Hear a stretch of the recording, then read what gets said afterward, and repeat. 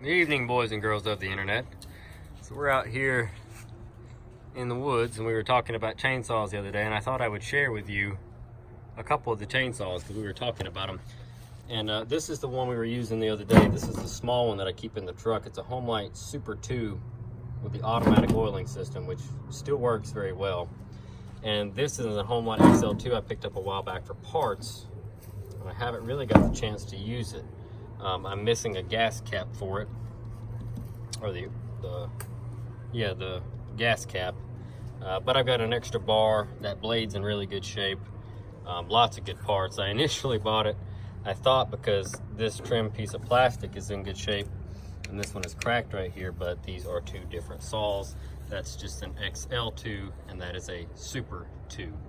This is another one I was talking about. Someone commented and we were talking about chainsaws, and I can't remember what your name was, but here you go.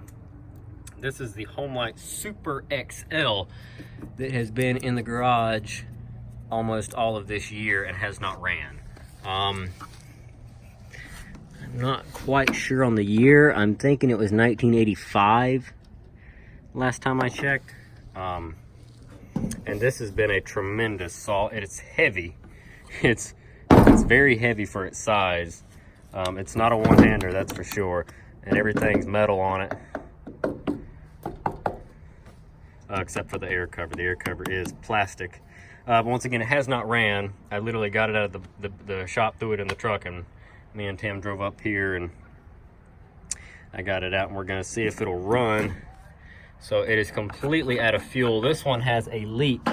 These tanks are two pieces with a seal, and the seal is starting to go bad. And it's not leaking when you're running, but if you put the cap on and tighten the cap down all the way, it doesn't vent and it builds pressure and it leaks. So if you leave it sitting in storage, you have to leave the gas cap cracked so that it won't build up too much pressure and leak fuel all over your shop. So I'm gonna pass this off to Tim. Tim's gonna hold it, and that's the lock button, so don't bump that by accident. And we're gonna put a little gas in it and see what it takes to get this thing started.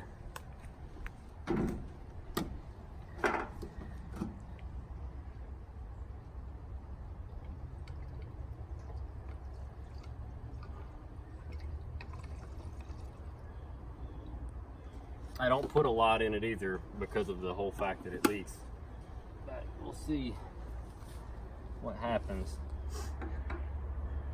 And like I said, the tank was bone dry. The saw still got cobwebs all over it. It's cold. It's ice cold. It's starting to cool off a lot today. It might get chilly. And so here we go. Rotate that forward. You've got choke right here. We're going to pull that all the way out. This is your mechanical oiler. It is manual. It does not self-oil.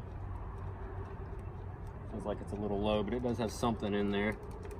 And then this is your kill switch. So you flip that up. And usually you don't have to really touch the throttle.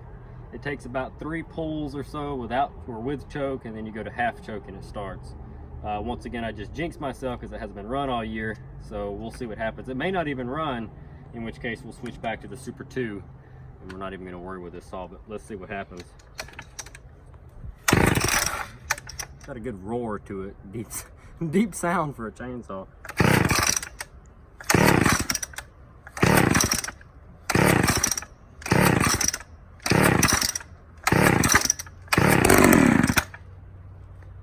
Too bad so far.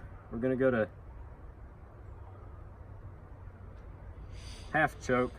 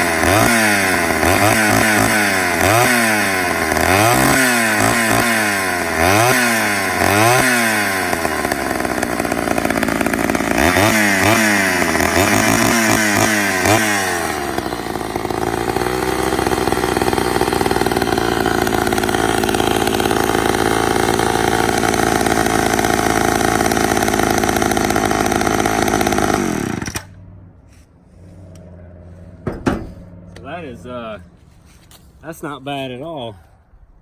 Said I haven't used it at all this year. And you have to go back and count the pulls. I don't know how many we did, but I don't think that was too bad. What do you think? I don't think it was too bad at all. I've not had good luck out of Craftsman or Poulon or even steel chainsaws. But these HomeLites, especially that one, that has been, I carried that around with us last winter. You remember that? And trees were falling in the snowstorms and stuff. I had that in the back of the S10 before I had the shell on it, and I had it in my toolbox. And man, you pull up somewhere and there'd be a tree laying down, get out, it could be 15 degrees and snowing. We'd pull it 2 or 3 times, fire up, cut the log, keep on trucking. It's just been freaking great. So we're gonna get out here and start clearing up some of the rest of this stuff that's down through there. And yeah, so there's some HomeLite chainsaws for you. I've got a couple more. If I can round them up, we'll do a third video and see what you guys have to say about that. I got one that's even older than that with a huge bar on it, and it needs some ignition coil parts that I just haven't been able to track down, so it's currently not running. But it's colored in blue instead of red. So, but anyway, thanks for watching, guys. Drop a comment down below. Let us know what you think. Tim? I don't want to do that. Well, we're gonna get to clearing this road. We'll see you later, guys.